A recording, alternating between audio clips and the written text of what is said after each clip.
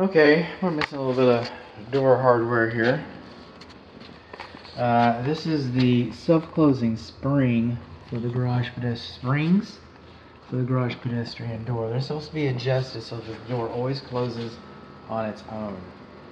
And a lot of people, including myself, I'm a hypocrite, have adjusted them out because it's a nuisance bringing your groceries in. So I go in, come on in, Mr. Fire. The door's open for you. So no, it's supposed to be self-closing. It's not supposed to be adjusted out. I'm assuming that the builder has this adjusted out so that work could be done in progress without opening and causing undue unnecessary stress to the door. But that's not why we're here. We're here for this guy. This is the garage car entry metal panel, overhead door and opener. And what we have here is we have the main control switch, which is higher from the ground than 5 feet, which is good. It keeps little hands from coming up. This is a warning notice.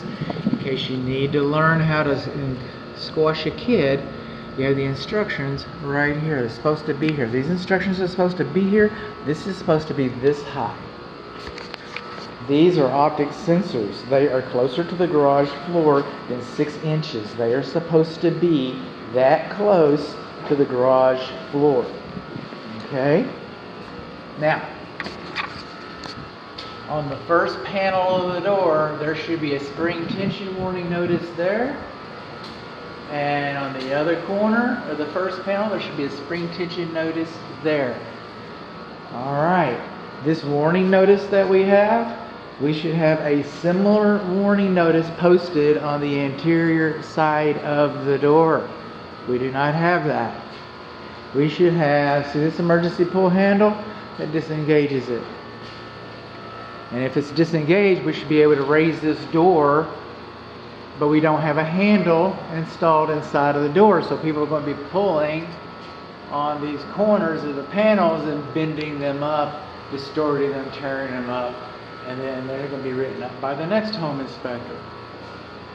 This is the manual door lock for the door. You see there's a bolt in it. That's a good thing, all right? Because you could close the door, as I have, forgot that I locked it, like I did, push the button to open the door, and then wank the door all up. So then I had to get me a new door. That's what I had to do. And I don't want you to have to buy a new door, so that screw stays in there. The only time you would take the screw out of there and enable the manual door lock is if this has been disengaged because you have a problem with your door opener, you're having it replaced, or it's not operable, or for whatever reason, when it's completely de-energized and you know that you can't, it's not possible to use it, it's been removed. Then you have the ability to lock your door manually, but you don't have a pull handle. Now, in my inspection agreement, the inspection agreement is posted on my website. I'm also going to state inside the inspection report, I made a business decision to do no harm. I do not do block tests on door openers for their sensitivity. The builder can demonstrate to you a block test so that you know that it's adjusted properly. He wants to do that.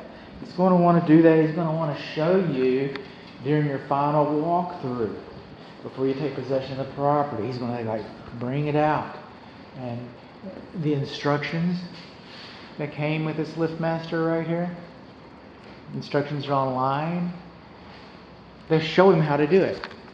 It's easy. They'll show him. I'll even go one step better.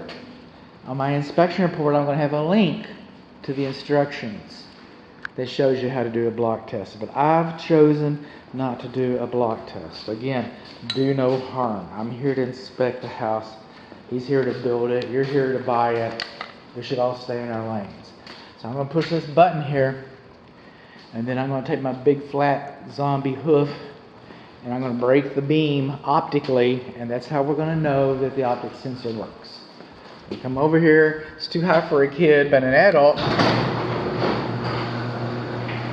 Coming over here.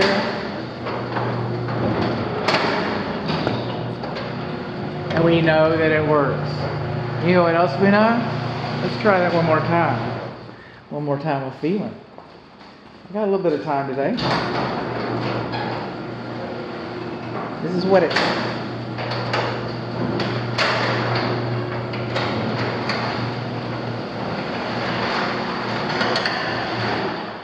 That's not the quietest door I've ever heard. Alright? If you got a smooth door, it's not going to have nearly as much tension and stress on it. You're going to have fewer problems.